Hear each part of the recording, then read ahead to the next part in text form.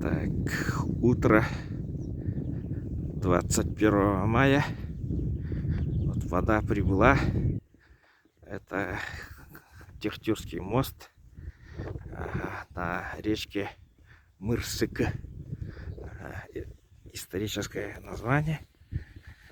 Вот, но